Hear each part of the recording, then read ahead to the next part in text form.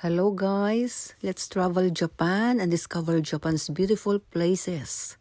And for today's vlog ay dito po tayo sa Tochinoki Family Land sa Utsunomiya, Japan.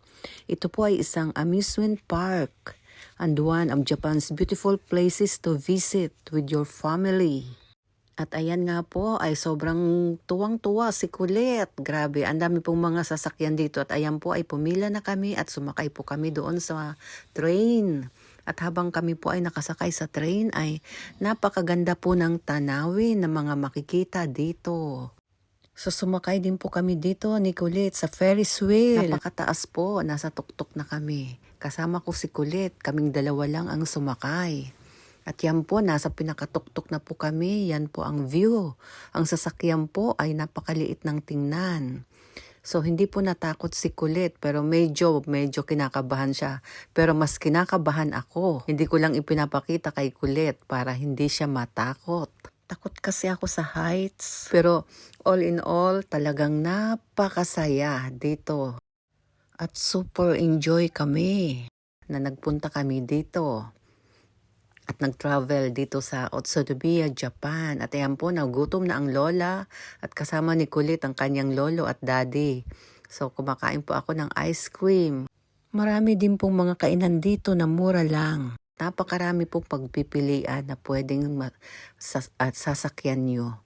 At yan din po ay pwede po kayong sumakay ng boat at napakasarap po ng hangin dito, malamig. Kaya kahit na mainit ay hindi mo ramdam ang init ng panahon dahil sa napakalamig na simoy ng hangin. At ang ganda, napakaganda po ng view. At yan po ay pwede rin pong sakyan yan at sumakay din po si Kulit dyan. Ayan na sila. So ako po ay hindi na ako sumakay dyan, sila na lang po. At yan din, hilong-hilo po ako na kinitingnan ko pa lang po yan kaya hindi po ako sumakay.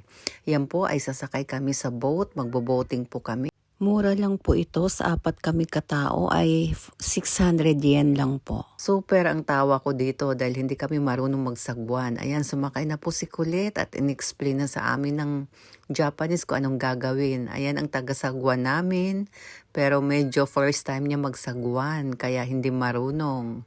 Kaya tawa po ako ng tawa dyan. dahil gusto ni Kulit, pumunta kami sa malayo. Pero napakasarap po mag-travel dito sa Japan. At napakaganda ng mga views niya. Ayan po, sabi ni Kulit, doon daw po kami magpunta. So ayan, meron pa pong mga isda na malalaki. And ayan po ang isa sa mga biggest attraction dito. Yung nagpe-perform na Japanese guy. Napakagaling po niya, no? Yan po ay freestyle football skills pinapakita niya. The best talaga. So, kung makikita nyo lang po talagang grabe. It's my first time to see this. At saka talagang super enjoy po kami sa pagtra-travel namin dito sa Japan. At yan po, ang galing niya. Super the best. Ang galing-galing. So, try nyo po pumunta dito and mag-enjoy. Let's travel Japan and visit its beautiful places. Thank you so much for watching.